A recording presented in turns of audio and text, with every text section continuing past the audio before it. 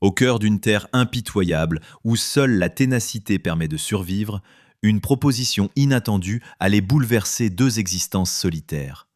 Mais l'orgueil et le deuil dressent parfois des murailles infranchissables. Le vent glacial de l'hiver hurlait à travers les sapins qui encerclaient le hameau isolé de Val-des-Pins. En cette année 1883, la vie dans ces montagnes exigeait une résilience de fer de la part de ceux qui y avaient élu domicile.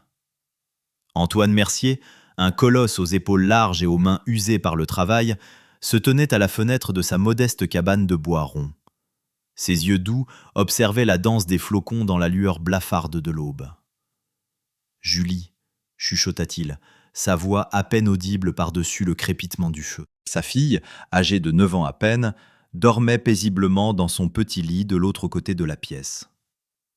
Sa mère avait été emportée par une fièvre brutale qui avait ravagé le village 3 ans plus tôt, laissant Antoine élever leur enfant seul.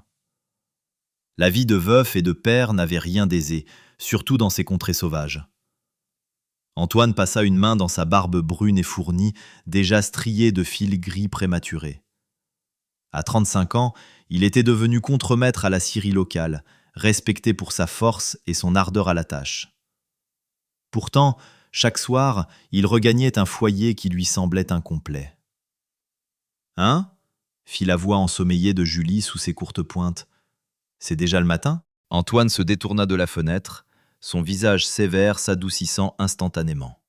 « En effet, ma petite, la neige tombe drue aujourd'hui. » Julie se redressa, ses cheveux blonds emmêlés par le sommeil.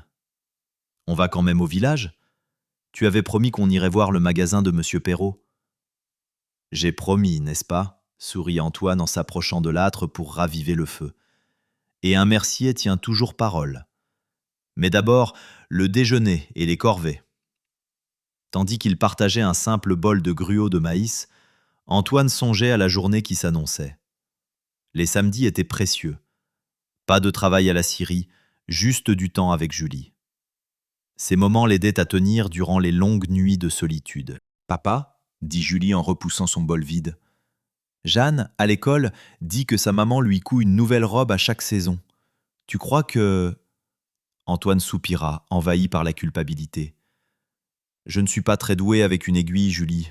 C'était ta mère qui avait ce talent. »« Je sais, » répondit-elle en baissant les yeux. « Je me disais juste que, peut-être... » « Écoute, » s'empressa de dire Antoine. « On verra si Madame Duroy peut nous aider. Elle a déjà eu la gentillesse de raccommoder tes vêtements par le passé. » Une fois emmitouflés contre le froid mordant, ils attelèrent leur robuste cheval à la carriole et s'engagèrent sur le sentier enneigé menant au bourg. Antoine remarqua à quel point Julie avait grandi ces derniers mois. Ses questions devenaient plus complexes. Ses besoins dépassaient ce que ses mains calleuses pouvaient offrir. Val-des-Pins apparut enfin. Un amas de bâtisses en bois, des cheminées fumantes et le clocher de l'église dominant l'ensemble. En approchant du magasin général, Antoine remarqua un attelage inconnu stationné devant l'entrée. « On dirait qu'il y a de la visite en ville », fit-il remarquer en aidant Julie à descendre. À l'intérieur, la chaleur et les effluves familiers de café, de cuir et d'épices les accueillirent. Monsieur Perrault, l'épicier, était en grande conversation avec une dame qu'Antoine n'avait jamais vue. À ses côtés se tenait une fillette d'environ 5 ans, serrant contre elle une petite poupée de chiffon. « Ah, Antoine ! Bonjour à vous !» lança Monsieur Perrault. « Je vous présente nos nouvelles voisines. Voici Madame Éléonore de Grandpré et sa fille, Lise. Elles arrivent tout droit de la capitale pour reprendre la vieille ferme des Harper. » Antoine ôta son chapeau avec respect. « Madame » salua-t-il d'un signe de tête, « bienvenue à Val-des-Pins. » Éléonore de Grandpré se tenait droite, ses cheveux sombres soigneusement épinglés sous un bonnet modeste. Malgré la simplicité de sa tenue de voyage, une distinction indéniable émanait d'elle. « Merci, monsieur Mercier, c'est un plaisir de rencontrer un autre résident. »« Le mari de madame est décédé le printemps dernier, » expliqua monsieur Perrault à voix basse. « Elle est venue dans l'Ouest pour un nouveau départ. » Antoine reconnut cette lueur dans son regard, cette même détermination silencieuse qu'il avait dû puiser en lui-même après la perte de sa femme. « C'est un bon endroit pour recommencer, madame. même si les hivers demandent un certain temps d'adaptation. Pendant ce temps, Julie s'était approchée de la petite. « Je m'appelle Julie, j'ai 9 ans. Tu veux voir les bonbons de Monsieur Perrault ?» La petite Lise leva un regard interrogateur vers sa mère. Éléonore acquiesça d'un sourire doux. « Vas-y, chérie, reste où je peux te voir. » Tandis que les enfants se dirigeaient vers les bocaux de sucreries colorées, Antoine se surprit à observer Madame de Grandpré. Il y avait de la force dans ses traits délicats, une résilience née de l'épreuve. « La ferme des Harper nécessite beaucoup de travaux, » dit Antoine sur un ton de conversation. « Elle est vide depuis 2 ans. » « Je m'en suis aperçu, » répondit Éléonore avec un petit rire nerveux. « Le toit fuit à au moins 3 endroits et la porte ne ferme pas correctement. L'hiver n'est pas le moment idéal pour qu'une dame et une enfant s'attaquent à de telles réparations, » se surprit à dire Antoine. « Les hommes du village aident souvent les nouveaux venus à s'installer. Je pourrais passer jeter un œil à ce toit quand la neige cessera. » Quelque chose vacilla dans les yeux d'Éléonore.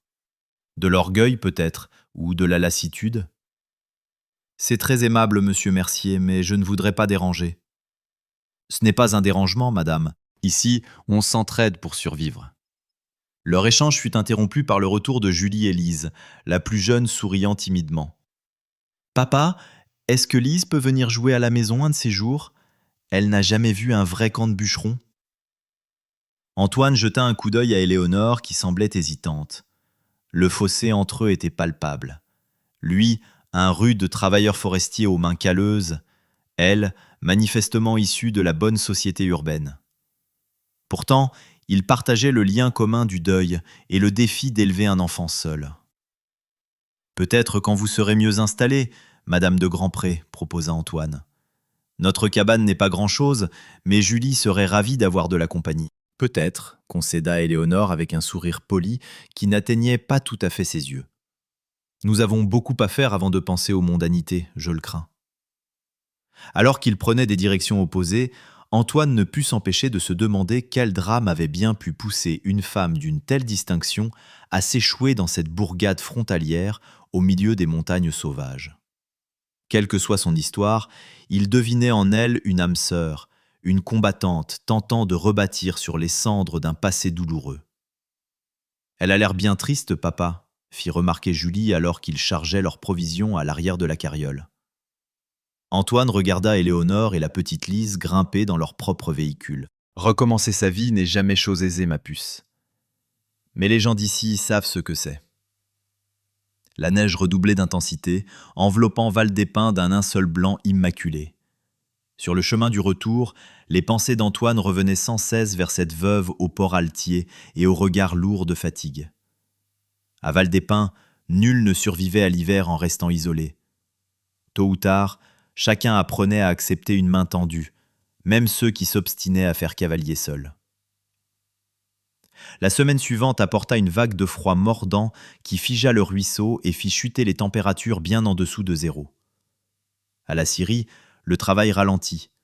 Les machines grippaient et les hommes luttaient pour ne pas finir engourdis. Antoine passait ses journées à dégeler l'équipement et ses soirées à calfeutrer sa cabane contre la bise impitoyable.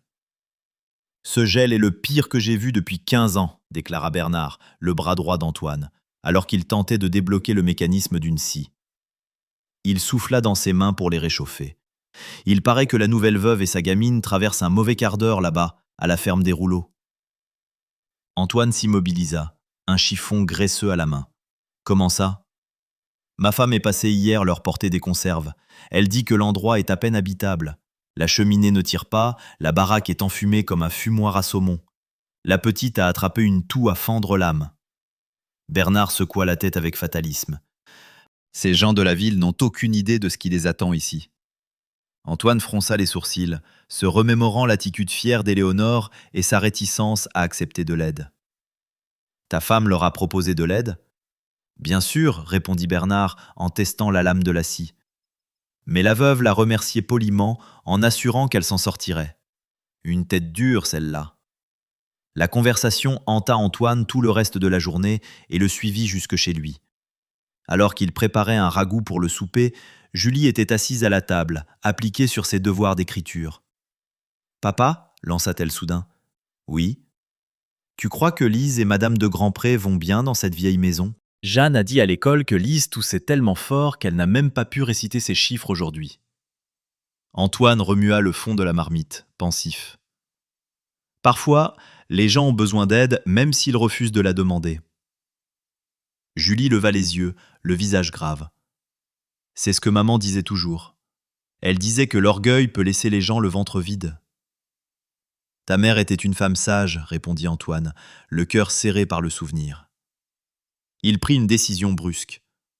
Après le souper, nous allons préparer quelques affaires.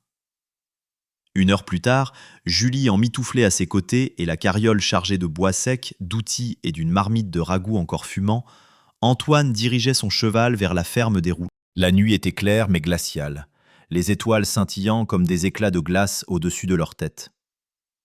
L'ancienne propriété se dressait sur une petite colline à 1 mille du village, jadis une ferme prometteuse avant que la santé du vieux rouleau ne décline.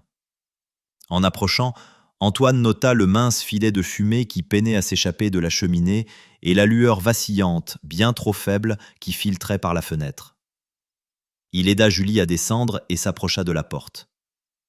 Soudain conscient de l'ambiguïté de la situation, un homme rendant visite à une veuve après la tombée de la nuit, même avec les intentions les plus nobles, il frappa fermement. Après un long moment, la porte s'entr'ouvrit et le visage d'Éléonore apparut, éclairé par une chandelle. Ses yeux s'écarquillèrent de surprise.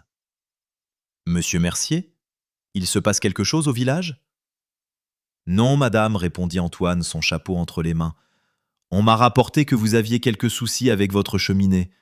On ne plaisante pas avec ce froid, surtout quand il y a des enfants. » Le visage d'Éléonore se ferma. « Nous nous débrouillons très bien, je vous remercie. » Ces paroles furent coupées par une quinte de toux rauque venant de l'intérieur. Antoine reconnut ce son profond, caverneux, le genre de toux qui pouvait devenir fatal si on la négligeait. « Madame de Grandpré, dit-il doucement, j'ai apporté du bois, des outils pour la cheminée et un repas chaud. Julie s'inquiétait pour Lise, et à vrai dire, moi aussi. S'il vous plaît, laissez-moi vous aider, de parent à parent. » Quelque chose dans sa voix sembla l'atteindre. Les épaules d'Éléonore s'affaissèrent imperceptiblement, la façade de fierté se fissurant. « Je... » commença-t-elle, avant de s'interrompre alors qu'une nouvelle crise de toux résonnait. « Très bien, monsieur Mercier. Je vous serai reconnaissante de votre assistance. » L'intérieur de la masure était pire qu'Antoine ne l'avait imaginé. Le froid s'infiltrait dans chaque recoin et une fumée âcre stagnait dans l'air. Lise était allongée sur un petit lit de camp, ensevelie sous des couvertures, le visage rouge de fièvre. Julie se précipita immédiatement au chevet de la petite, tandis qu'Antoine évaluait la situation. « Le conduit est bouché, expliqua-t-il après un rapide examen. Ça arrive souvent dans ces endroits abandonnés. Les oiseaux y font leur nid, puis la neige et les débris s'accumulent. » Il travailla avec efficacité, dégageant d'abord l'obstruction avant de reconstruire le foyer correctement. En moins d'une demi-heure, la fumée se dissipa et une véritable chaleur commença à irradier dans la pièce. Éléonore s'affairait dans l'espace exigu, disposant des bols pour le ragoût qu'Antoine avait apporté. « Je ne sais comment vous remercier, dit-elle à voix basse, alors qu'Antoine se lavait les mains dans une bassine. J'étais déterminée à y arriver seule. Puis je vous demandais pourquoi avoir choisi Val-des-Pins, madame. Ce n'est pas un endroit tendre pour les nouveaux venus, surtout en hiver. » Éléonore jeta un regard vers les fillettes, désormais assises côte à côte, Julie lisant à haute voix un petit livre qu'elle avait apporté. « Les affaires de mon mari ont fait faillite avant sa mort. Les créanciers ont presque tout pris. » Elle redressa le dos, retrouvant sa posture digne. Cette propriété appartenait à un cousin éloigné. C'était tout ce qu'il me restait. Une chance de repartir à zéro, là où personne ne connaîtrait notre déchéance. Et vous avez fait tout ce chemin seul, avec Lise ? Nous avons fait ce qui était nécessaire, répliqua Éléonore, une étincelle de cet orgueil refaisant surface. Édouard, mon mari, disait toujours que j'étais trop protégée, trop dépendante. Je suis déterminée à prouver que je peux tenir debout par moi-même. Antoine hocha la tête, comprenant parfaitement. Ma Catherine est morte en pensant que je ne pourrais jamais gérer une maison, que je ne saurais ni cuisiner, ni raccommoder, ni élever une fille correctement. Il sourit tristement. Certains jours, j'ai l'impression de passer mon temps à essayer de lui prouver qu'elle avait tort. Cette confession parut surprendre Éléonore. Le silence retomba, tandis qu'il servait le ragoût fumant aux enfants. La toux de Lise, rauque et persistante, semblait encore s'aggraver aux oreilles d'Antoine. « Ma mère avait un remède infaillible pour les bronches, dit-il en regardant les petites manger. Un sirop à base de bourgeons de pin et de miel. Je pourrais vous en apporter demain, si vous le permettez. » Éléonore l'observa longuement, comme pour sonder ses intentions. « Vous avez déjà tant fait, monsieur Mercier. »« Antoine, corrigea-t-il doucement. Et ici, Madame de Grandpré, nous veillons les uns sur les autres. Pas par charité, mais parce qu'un jour, c'est peut-être moi qui aurai besoin d'aide. » Éléonore, offrit-elle en retour, un léger sourire adoucissant ses traits tirés. « Et je vous serai reconnaissante pour ce remède. Cette toux m'inquiète terriblement. » Au moment de partir, Julie traînait les pieds, réticente à quitter sa nouvelle amie. « On ne peut pas rester encore un peu, papa ?»« Pas ce soir, ma puce, mais nous repasserons voir comment elles vont demain. » Antoine se tourna vers Éléonore. « Le feu devrait tenir toute la nuit à présent. Pensez à le couvrir de cendres avant de dormir. Les braises resteront chaudes jusqu'au matin. » Sur le seuil, Éléonore le surprit en effleurant son bras d'un geste timide. « J'ai été trop fière, n'est-ce pas? Mon mari disait toujours que ce serait ma perte. » Antoine pesa ses mots avant de répondre. « L'orgueil nous tient debout quand la vie essaie de nous mettre à terre. Mais savoir accepter une main tendue, c'est de la sagesse, pas de la faiblesse. » Tandis qu'il rentrait sous la voûte étoilée, Julie se blottit contre le bras de son père. « Je les aime bien, papa. Lise m'a montré sa collection de poupées. Elle en a 3. » Antoine sourit dans l'obscurité. « Vraiment? Et que penses-tu de Madame de Grandpré ?» Julie réfléchit un instant. Elle a l'air d'avoir peur, mais elle essaie de ne pas le montrer. Comme quand je dois réciter une poésie devant toute l'école. Antoine hocha la tête, impressionné par la perspicacité de sa fille. Recommencer sa vie dans un endroit inconnu ferait peur à n'importe qui. « On devrait les aider, papa, comme tout le monde nous a aidés après la mort de maman. » Antoine se remémora ses jours sombres, les voisins apportant des plats, prenant Julie pour l'après-midi, les hommes de la Syrie finissant le toit de la grange qu'il avait abandonné dans son chagrin. La solidarité était le fil invisible qui maintenait la communauté unie face à l'adversité. Les semaines suivantes apportèrent un dégel progressif à Val-des-Pins, tant dans le climat que dans l'attitude réservée d'Éléonore. Antoine tint sa promesse, apportant le sirop de pain pour Lise, et trouva 1000 petites façons d'aider sans blesser l'amour-propre de sa voisine. Il répara les fuites du toit, lui montra comment entretenir le foyer, et déposa un jour une stère de bois coupé lorsqu'il remarqua que sa réserve diminuait. De son côté, Éléonore commença à accepter ses gestes avec une grâce grandissante. Antoine remarqua qu'elle apprenait vite, observant ses techniques, posant des questions et prenant bientôt en charge de nombreuses tâches elle-même. Elle n'était pas une fleur fragile, incapable d'affronter la rudesse de la vie en montagne, mais simplement une femme qui avait besoin de temps pour s'adapter à ces nouveaux défis. Par un samedi frisquet du début mars, Antoine arriva avec Julie pour trouver Éléonore devant sa cabane, luttant avec une hache presque aussi grande qu'elle, tentant maladroitement de fendre des bûches. « Vous risquez de vous blesser, madame » l'interpella-t-il en approchant. Éléonore se redressa, essuyant son front d'un revers de manche. « Dans ce cas, peut-être pourriez-vous me montrer la bonne technique plutôt que de le faire à ma place ?» Il n'y avait aucune agressivité dans sa voix, seulement une détermination farouche. Antoine sourit, admirant son esprit. « C'est juste. » Il descendit de cheval et s'approcha du billot. « Tout est dans la posture et l'élan, permettez ?» Elle lui tendit la hache et il démontra la prise correcte et le mouvement fluide, fendant une bûche nette en deux. « C'est l'outil qui doit faire le travail si vous le guidez bien. Ce n'est pas tant une question de force que de précision. » Éléonore l'observa intensément, puis reprit l'arme. Après quelques tentatives hésitantes, elle parvint à fendre une petite bûche, récoltant les applaudissements de Julie et Lise qui traçaient une marelle dans la terre un peu plus loin. Bravo, approuva Antoine d'un signe de tête. Vous apprenez vite, Madame de Grandpré. Éléonore, lui rappela-t-elle avec un demi-sourire. Et la nécessité est un professeur exigeant. Leur conversation fut interrompue par les filles qui accouraient excitées. On peut faire notre pique-nique maintenant demanda Julie. On a fini notre marelle. Je crois bien, répondit Antoine. Nous avons apporté assez de victuailles pour tout le monde. Le ruisseau se trouvait à quelques minutes de marche, à travers une pinède derrière la cabane. La journée s'était suffisamment réchauffée pour rendre le déjeuner en plein air agréable, surtout sous les rayons de soleil qui perçaient la canopée. Tandis que les fillettes exploraient la berge, ramassant des cailloux aux formes étranges, Antoine et Éléonore s'installèrent sur un tronc d'arbre abattu pour partager leur repas. Lise semble complètement rétablie, observa Antoine en regardant l'enfant rire en éclaboussant l'eau avec un bâton. Grâce à votre sirop, reconnut Éléonore, et à la chaleur retrouvée de notre foyer. Elle marqua une pause, le regard posé sur les enfants. Julie est merveilleuse avec elle. Lise n'a jamais eu de frères et sœurs, et la perte de son père l'a beaucoup affectée. Elle a plus souri ces dernières semaines que durant les 6 mois précédents. Antoine acquiesça. Les enfants sont résilients quand on leur en laisse la chance.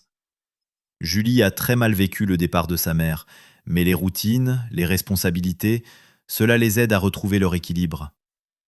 Et qu'en est-il des parents ? Demanda doucement Éléonore. Qu'est-ce qui nous aide à retrouver notre équilibre, nous ?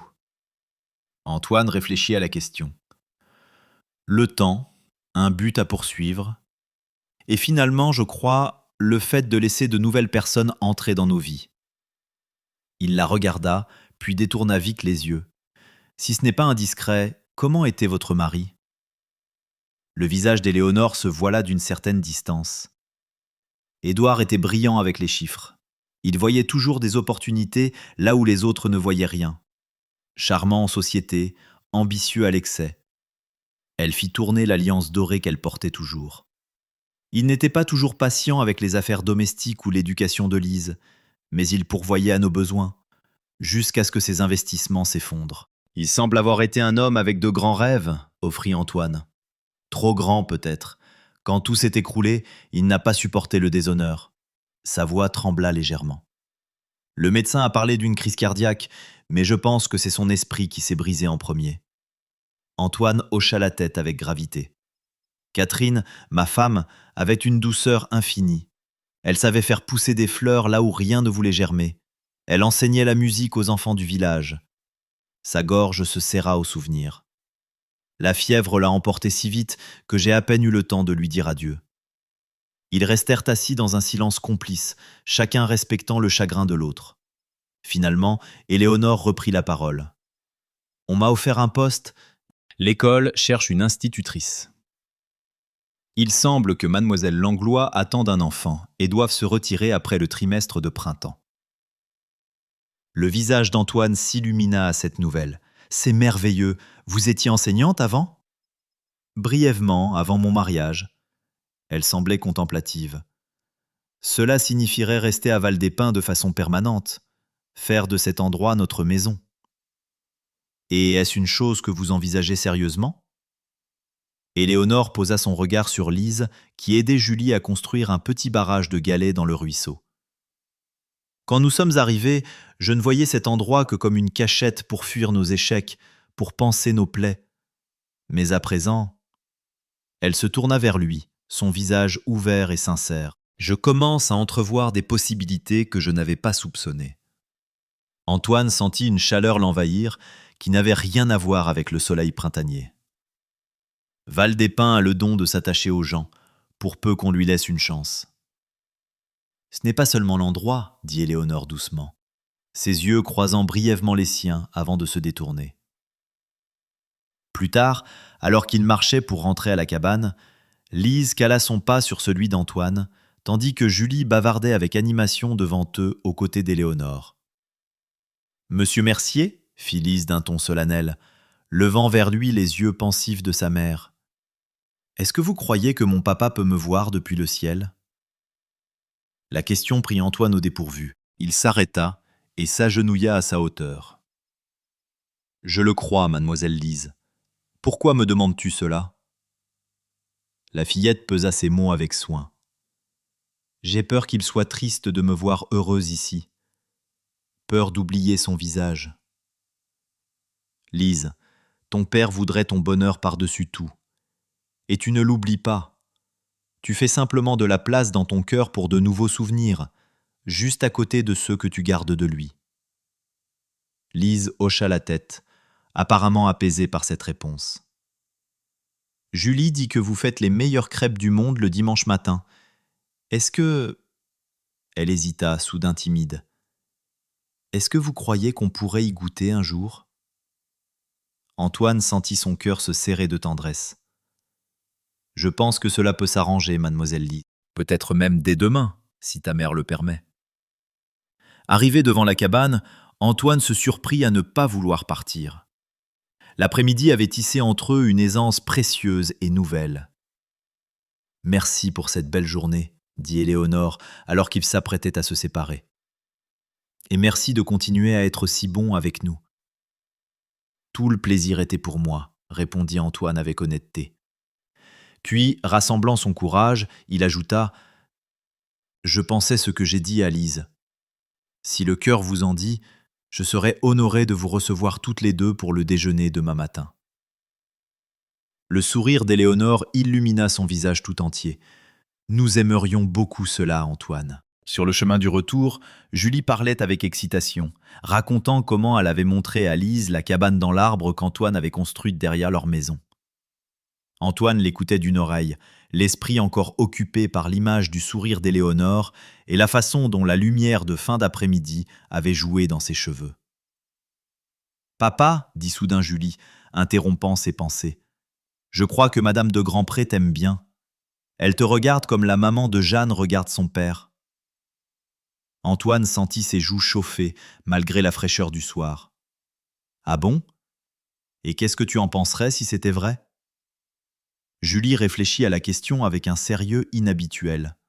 « Je pense que maman voudrait qu'on soit heureux. Et j'aime bien Madame de Grandpré. Elle m'a appris une nouvelle façon de tresser mes cheveux aujourd'hui. » Elle marqua une pause. « Lise a besoin d'un papa. Et Madame de Grandpré a l'air moins triste quand tu es là. » Antoine tendit la main pour presser celle de sa fille, émerveillé par sa sagesse. « Tu as l'œil vif, Julie Mercier. »« Donc, tu l'aimes bien aussi » déclara Julie triomphalement. Antoine éclata de rire, le son résonnant dans la forêt crépusculaire. « Disons juste que j'ai hâte de faire sauter des crêpes demain matin. » Le printemps arriva à Val-des-Pins avec son caractère capricieux habituel. Des journées chaudes et ensoleillées suivies de tempêtes de neige soudaines, des routes boueuses qui gelaient pendant la nuit et le goutte-à-goutte constant des glaçons fondant aux avant-toits. À travers tout cela, le lien entre les foyers Mercier et de Grandpré ne fit que s'approfondir. Le déjeuner dominical devint une tradition, alternant entre la cabane d'Antoine et la ferme progressivement restaurée d'Éléonore. Antoine se surprit à attendre ces rassemblements avec une impatience qu'il n'avait plus ressentie depuis des années. Les filles étaient devenues inséparables. Julie endossant le rôle de grande sœur protectrice pour Lise, lui enseignant les us et coutumes de la vie montagnarde avec un enthousiasme patient. Quant à Antoine et Éléonore, ils évoluaient prudemment autour de l'attirance grandissante qui les liait, chacun respectueux du passé de l'autre et des mémoires qu'ils honoraient encore. Pourtant, au fil des semaines, leurs conversations s'allongeaient, leurs regards partagés se chargeaient de sens, et les effleurements accidentels de leurs mains devenaient plus fréquents. Lorsqu'Éléonore accepta officiellement le poste d'institutrice, Antoine l'aida à se préparer en construisant de nouvelles étagères dans la salle de classe et en réparant le bureau bancal du maître. Travaillant côte à côte, ils trouvèrent un rythme confortable, leur réserve initiale remplacée par une camaraderie aisée. « Vous ne m'avez jamais dit ce qui vous a amené au métier du bois » remarqua Éléonore un après-midi alors qu'il rangeait des livres sur les étagères fraîchement installées. Était-ce une tradition familiale ? Antoine lui tendit une autre pile de manuels. « Pas exactement. Mon père était forgeron dans l'Est. J'ai été son apprenti jusqu'à mes 16 ans. Puis l'envie de bouger m'a pris. » Il sourit au souvenir. « J'avais entendu parler des arbres géants de l'Ouest, de l'aventure. Je pensais travailler une saison ou deux avant de rentrer. » « Mais vous n'êtes jamais reparti » devina Éléonore. J'ai rencontré Catherine ce premier été. C'était la fille du pasteur. Bien trop bien pour un garçon de chantier un peu fruste. Son expression s'adoucit. Mais elle a vu en moi quelque chose qui valait la peine de prendre un risque. Nous avons bâti une vie ici, planche après planche. Éléonore toucha légèrement son bras. Elle a bien choisi, Antoine. N'importe quelle femme serait chanceuse d'avoir un partenaire aussi inébranlable. Leurs yeux se rencontrèrent, l'implication de ces mots flottant entre eux. Antoine sentit son cœur s'accélérer. Avant qu'il ne puisse répondre, la porte de l'école s'ouvrit à la volée et Julie et Lise déhoulèrent à l'intérieur, excitées par la découverte d'un nid de rouge-gorge dans la cour. Le moment passa, mais Antoine garda la chaleur des mots d'Éléonore en lui pendant plusieurs jours. Ce fut à la mi-avril que le désastre frappa la Syrie. Les fortes pluies printanières avaient fait gonfler la rivière qui alimentait les lames, et malgré les précautions, la roue à aube principale se détacha de ses amarres durant la nuit. Antoine fut tiré du lit avant l'aube, arrivant pour trouver la moitié de l'atelier inondé et l'équipement critique endommagé. Durant la semaine qui suivit, il travailla du lever du soleil jusqu'à bien après son coucher, organisant les réparations, sauvant les machines qui pouvaient l'être et calculant quand il pourrait reprendre les opérations. La Syrie était le poumon économique de Val-des-Pins. Des douzaines de familles dépendaient de ses salaires. Le 7e soir, épuisé au-delà de toute mesure, Antoine rentra chez lui sous une pluie fine, l'esprit encore tourmenté par les problèmes à résoudre. En approchant de sa cabane, il fut surpris de voir de la lumière aux fenêtres. Il avait laissé Julie chez Madame Duroy, au village, s'attendant à travailler tard encore une fois.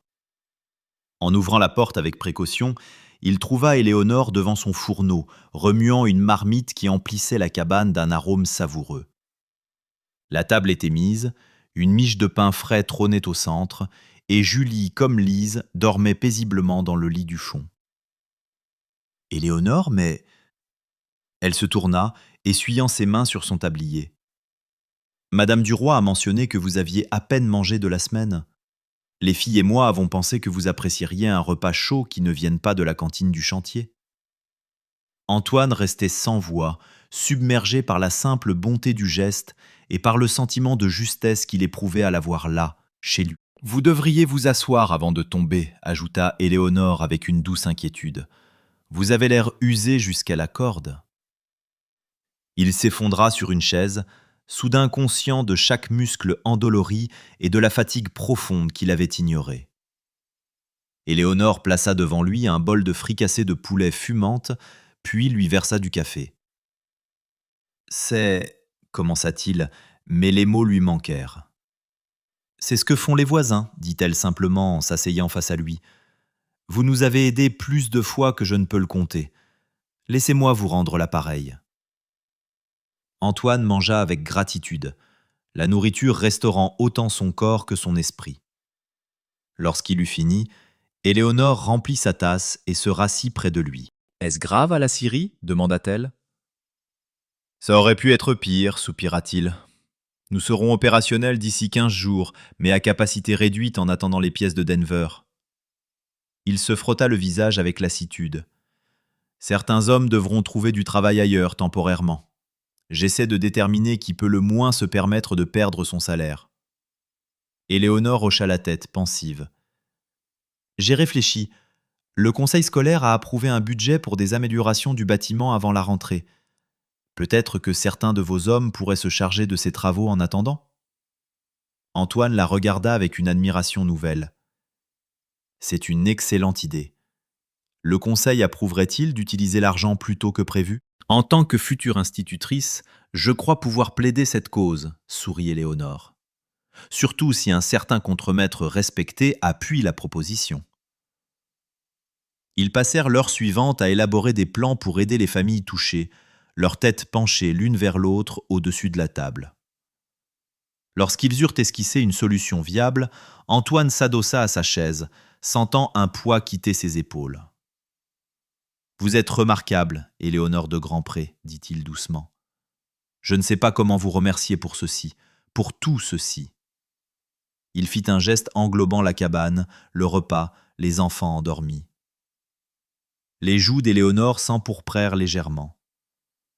Vous voir sourire à nouveau est un remerciement suffisant. Elle commença à rassembler la vaisselle, mais Antoine retint sa main.